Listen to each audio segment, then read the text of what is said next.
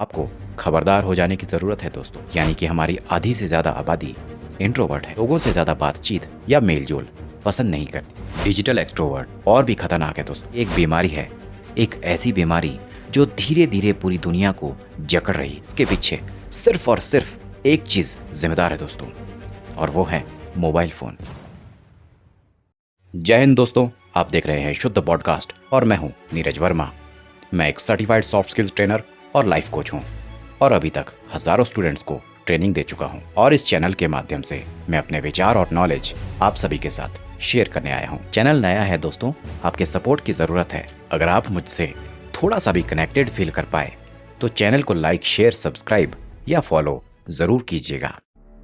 दोस्तों, इससे पहले कि मैं आज के टॉपिक पे आऊँ, मेरे आपसे कुछ सवाल है।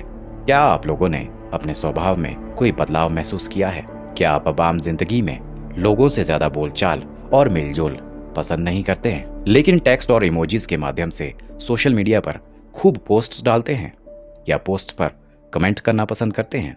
ज़्यादातर समय फ़ोन पर बिताते हैं और तो और कॉल करने के बजाय दोस्तों, रिश्तेदारों या दूर रह रहे परिवार वालों से टेक्स्ट मैसेज के माध्यम से बात करना पसंद करते हैं? अगर हाँ, तो आपको खबरदार हो जाने की ज़रूरत है दोस्तों, क्योंकि आप डिजिटल एक्सट्रोवर्ट बनने की कगार पर पहुंच चुके हैं। जी हाँ दोस्तों, डिजिटल एक्सट्रोवर्ट शब्द में मैंने डिजिटल क्यों जोड़ा, इस बारे में बाद में बात करेंगे दोस्तों। पहले इंट्रोवर्ट शब्द का मतलब समझ लेते हैं। दोस्तों, इंट्रोवर्ट एक अंग्रेजी शब्द है जिसका मतलब अंतर्मुखी, यानी कि वो व्यक्ति जो ज़्यादा किसी से बात करना या मेलजोल रखना यानी कि कम्युनिकेट करना पसंद नहीं करते।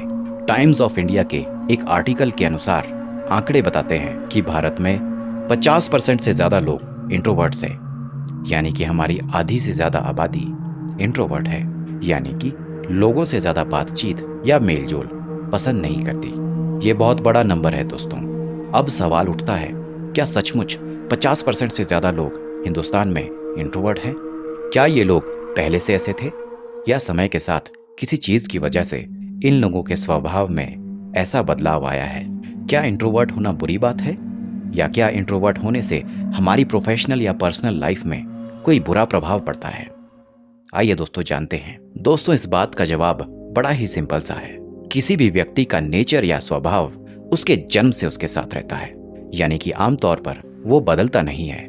हालांकि उसके जीवन में कोई बड़ा वाकया या कोई बड़ी दुर्घटना हो जाए तो अलग बात है, और ऐसा बहुत ही रेयर होता है।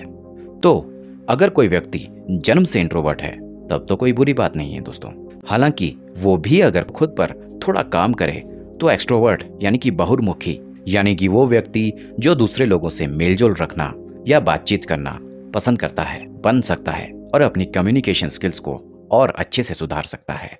दूसरी ओर, अगर कोई व्यक्ति जन्म से इंट्रोवर्ट नहीं है लेकिन बड़े होकर उसने किसी वातावरण या चीज के प्रभाव में आकर अपने स्वभाव को बदल दिया है या चेंज कर दिया है, तो दिक्कत वाली बात है दोस्तों।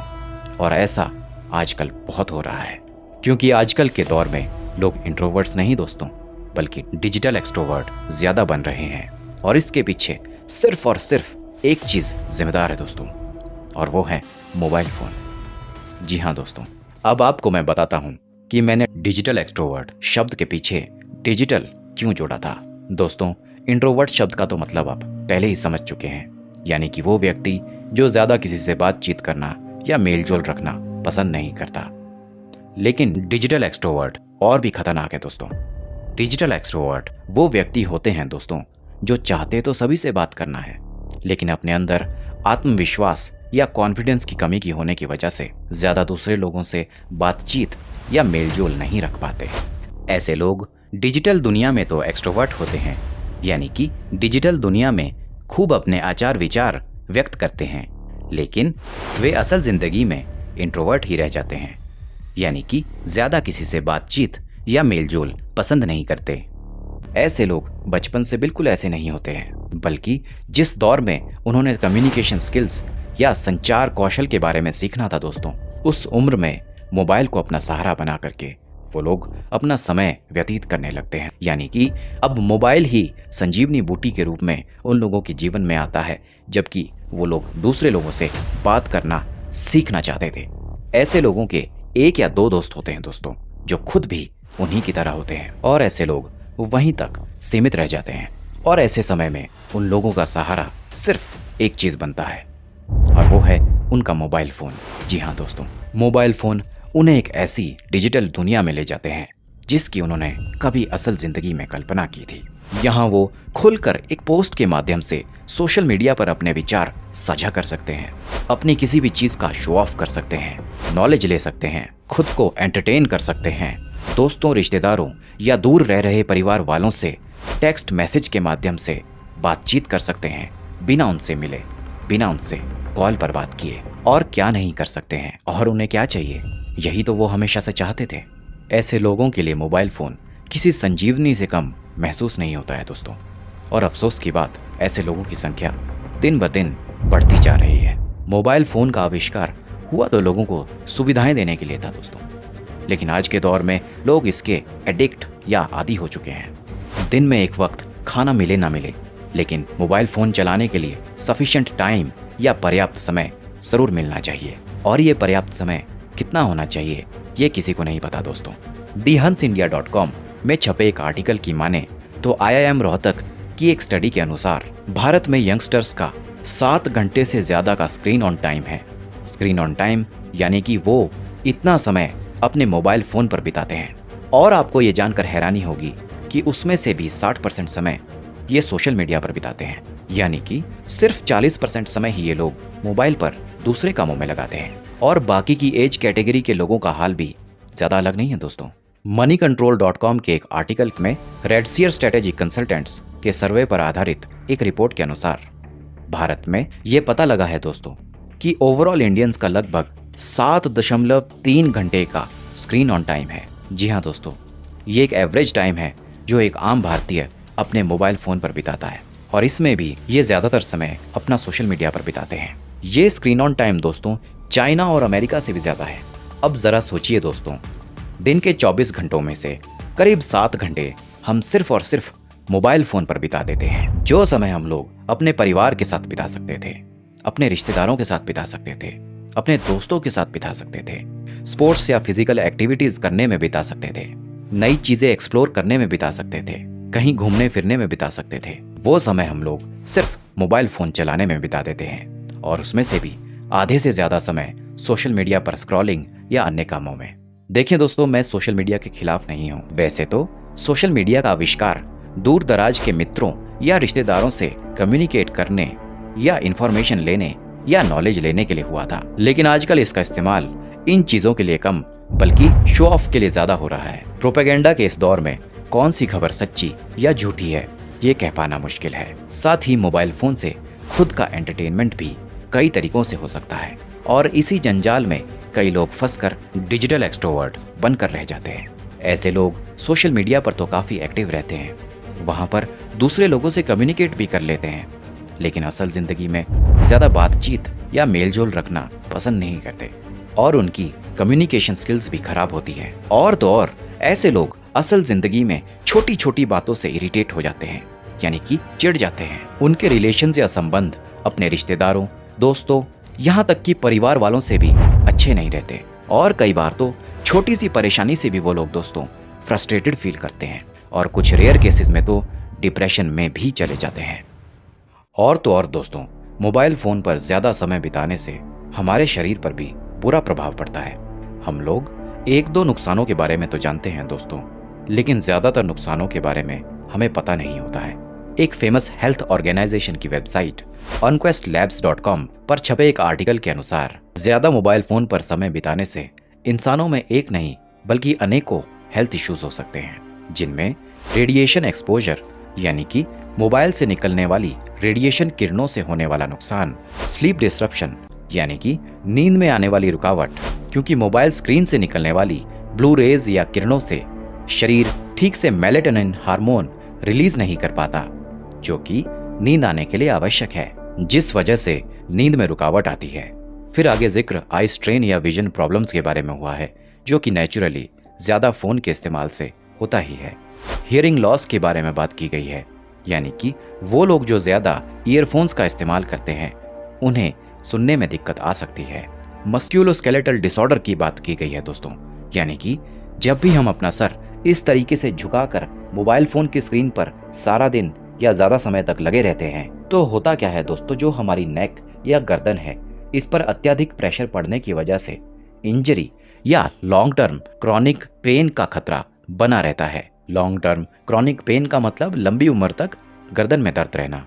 बाकी इसमें कुछ केसेस में तो मोबाइल रेडिएशन से कैंसर तक का खतरा बताया गया है दोस्तों। सोचिए ये कितना खतरनाक है। बाकी ज्यादा फोन के इस्तेमाल से स्ट्रेस लेवल्स तो इंक्रीज होते ही हैं दोस्तों, इस बारे में हम पहले भी बात कर चुके हैं। तो अब आप समझ ही चुके होंगे दोस्तों कि मोबाइल फोन से हमें सुविधाएं तो मिलती हैं, लेकिन इसके ज्यादा इस्तेमाल से हमारी बॉडी को फिजिकली और मेंटली इश्यूज भी आ सकते हैं और साथ ही साथ हमारी कम्युनिकेशन स्किल्स पर भी बुरा असर पड़ सकता है। देखिए दोस्तों, कम्युनिकेशन स्किल्स 4 प्रकार की होती है। पहली, वर्बल कम्युनिकेशन, जिसमें हम बोल करके अपनी बात को दूसरे इंसान तक पहुंचाते हैं। दूसरी, नॉन वर्बल कम्युनिकेशन, जिसमें हम इशारों से अपनी बात दूसरे इंसान तक पहुंचाते हैं।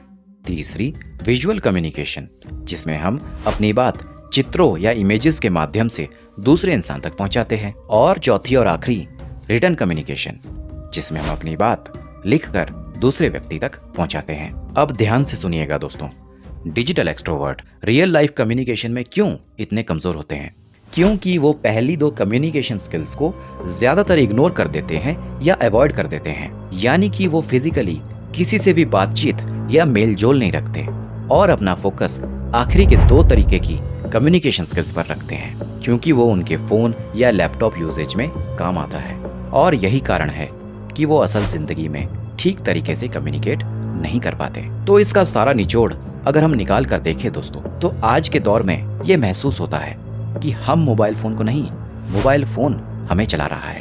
हमारे आचार विचार और व्यवहार को मोबाइल फोन बदल रहा है और इस बारे में हमें जल्द से जल्द सोचने की जरूरत है दोस्तों। वरना जो लोग अभी तक डिजिटल एक्सट्रोवर्ट नहीं बने हैं वो भी एक दिन इस बीमारी से ग्रसित हो जाएंगे।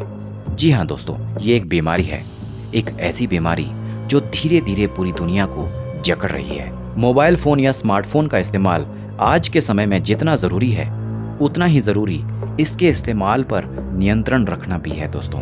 क्योंकि अगर नियंत्रण या कंट्रोल नहीं रखा तो वो दिन दूर नहीं दोस्तों जब हम पूरी तरह से इसके साइकोलॉजिकल स्लेव्स या बंधक बनकर रह जाएंगे और साथ ही शारीरिक बीमारियों से भी त्रस्त रहेंगे।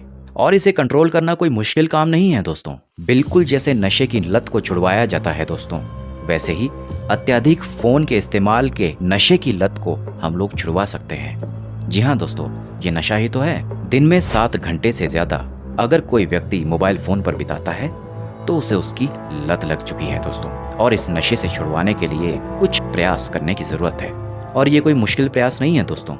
देखिए, कुछ लोगों की मजबूरी भी हो सकता है दोस्तों मोबाइल फोन या लैपटॉप पर 7 से 8 घंटे काम करना। ऐसे लोगों को मैं सजेस्ट करूंगा 20-20 रूल को फॉलो करने का। जी हाँ दोस्तों, ये एक बड़ा ही सिंपल सा और मजेदार रूल है। ऐसे लोगों को क्या करना है कि हर 20 मिनट में एक ब्रेक लेना है और उस ब्रेक के दौरान बाहर टहल कर आना है, प्राकृतिक वातावरण को देख सकते हैं और जब वो वापस आएंगे तो उनकी बॉडी या आंखों की मसल्स रिलैक्स हो चुकी होंगी दोस्तों और फिर से वो अपना काम जारी रख सकते हैं। बाकी दूसरे लोगों के लिए जिन्हें लगता है कि वो सच में डिजिटल एक्सट्रोवर्ट बन चुके हैं या बनने की कगार पर पहुंच चुके हैं, ऐसे लोग धीरे धीरे करके अपना स्क्रीन ऑन टाइम घटा सकते हैं। यानी कि अगर आज आप 7.5 घंटे अपने मोबाइल फोन की स्क्रीन पर बिता रहे हैं तो कल आप 10 से 15 मिनट कम उस पर बिता सकते हैं। देखिए दोस्तों, कोई भी लत एकदम से नहीं छूटती है, चाहे वो नशे की लत हो चाहे वो फोन एडिक्शन की लत हो। तो आप क्या कर सकते हैं, धीरे धीरे रोज अपने मोबाइल फोन के स्क्रीन ऑन टाइम को घटा सकते हैं। 15 मिनट एक दिन, आधा घंटा दूसरे दिन और इसी तरीके से एक क्रम चला करके क्रोनोलॉजिकली आप लोग चरणबद्ध तरीके से अपना स्क्रीन ऑन टाइम घटा सकते हैं। और एक दिन जरूर ऐसा आएगा दोस्तों जब आपका स्क्रीन ऑन टाइम केवल 2 से 3 घंटे ही रह जाएगा, जिसमें कि आप अपने जरूरी काम भी निपटा पाएंगे और सोशल मीडिया का इस्तेमाल भी भरपूर कर पाएंगे। जरूरत है दोस्तों तो एक सकारात्मक या पॉजिटिव प्रयास की। उम्मीद है इस वीडियो से आपको काफी जानकारी मिली होगी। अभी आने वाले एपिसोड्स में और भी बहुत जरूरी मुद्दों पर बात करेंगे दोस्तों। अगर अभी तक चैनल को लाइक, शेयर, सब्सक्राइब या फॉलो नहीं किया है तो ज़रूर कर लीजिए दोस्तों, और अपना बहुत ख्याल रखिए। मिलते हैं अगले एपिसोड में दोस्तों। जय हिंद।